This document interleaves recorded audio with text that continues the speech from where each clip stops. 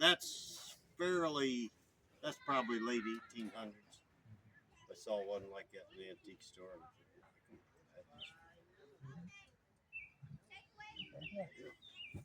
Yeah, and there's a little container under the cup. Yeah. You can put your cookies in, or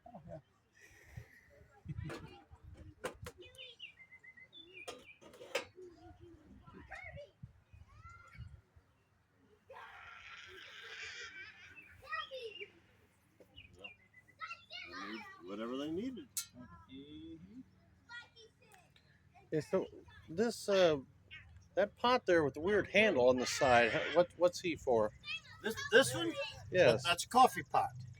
Looks like the ergonomics are bad on it. Actually, they're better.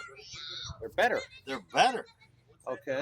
Show me how that works, would you please? If you're a waitress and you're pouring coffee, you're elbowing this guy's face. Okay. And it doesn't get too heavy that way, or? No. Try it. It rotates. I've seen that in the. That's even my offhand, and that's not bad at all. Yeah. In the Navy mess, you're sitting down at your table and need to pour coffee. You can stay seated and pour the coffee for everybody. With the handle on the side. Yeah. Okay, I'm starting to see the wisdom of it now. Otherwise, you gotta get your whole arm. Or you gotta wiggle out of the mess and stand up and pour the coffee. This way, this way you can reach over and pour the coffee. Reach over and pour. And here's a smaller one that would be. Oh yeah, that's quite simple there. Imagine in a submarine, for example. Where there is no room. Really wedged in there. Yeah. Back 1800, the 1700s, probably the first half of the 1800s, most of them were side handles. Okay. Why they changed? Probably because it was easier to manufacture.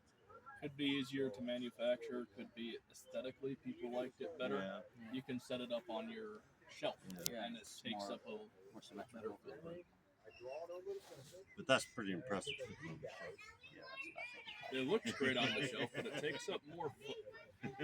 Yeah. That is large for a pot. Most of them are about that size up there that I've looked at. Mm-hmm. So how long would it take to build a thing like that? One like this? Yes. Week and a half. Okay, which explains the price tag. I saw this little guy $750, and that's if you got a week and a half in that, I'm not going to argue with that price. I'm not going to buy it, but I'm not going to argue with the price either. This one here, when I was down at Ferreton in Boston, a little girl came up. She probably 4. Is that gold?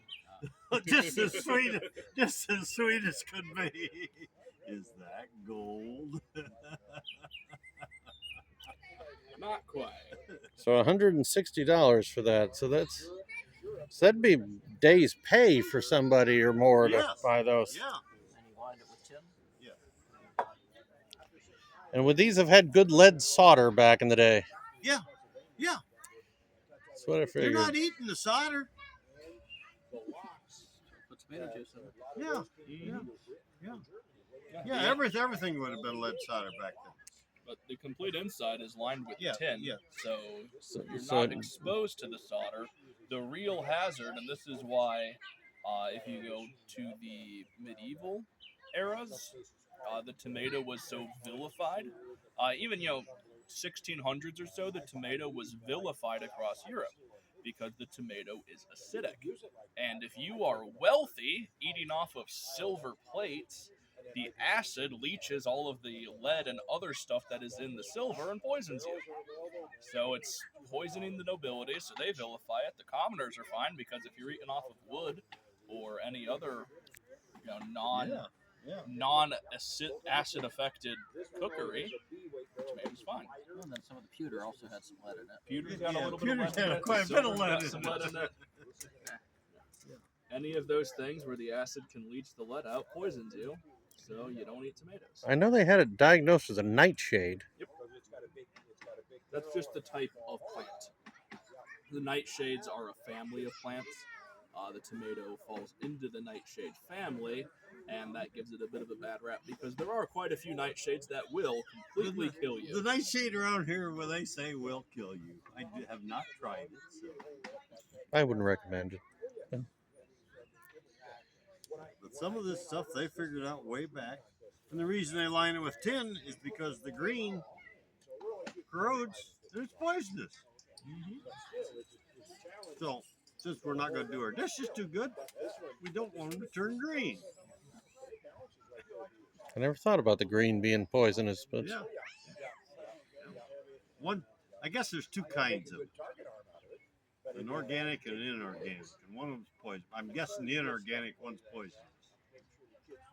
Because I know if you don't get the grease out of your dish pan, your wash pan, and it's copper, it don't take long for it to start turning green. hmm. The weather and out in the weather, it takes years. But, Yeah, it's a matter of the duration of exposure. yeah. If you leave water in there, it's directly exposed to water. It's got all kinds of oxygen. It's got all kinds of goodies in there. Oh shoot! But I don't worry about lead too much. Some people think I'm a little nuts.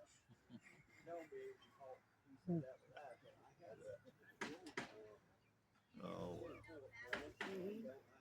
You're also above the age of development. Yeah, And that's where. Well, I'm not so sure sometimes. Well, by the time you're 15 or 25, you got all the brain cells you're ever gonna have. Yeah, May not be half baked, but we are out of the oven.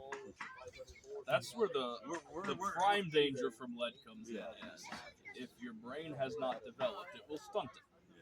Now, it'll still hurt you as you are older, but the reason it's so bad we for hurt the children- brain cells in other ways.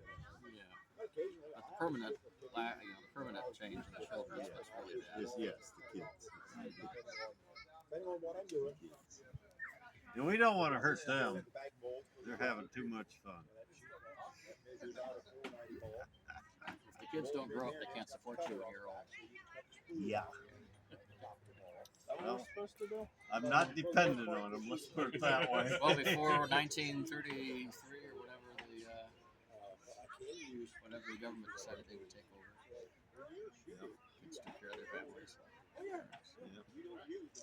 Well, my grandpa paid his Social Security for 2 years. He lived to be 94. He got his money's worth. He got his money worse than the rest of us too. Yeah. Must be nice to be able to look forward to having Social Security. It is kind of nice. By the time I get around there, I don't expect it. It is kind of nice. I'm not expecting it either. Every month that money shows up. FDR knew that if people thought there was an account with your name on it, they could never disassemble the program. There's no account with your name on it, but you are led to believe there is. Yeah. But, actually, I would hate to say the percentage of people that if they didn't have Social Security wouldn't have anything. Nobody saves it.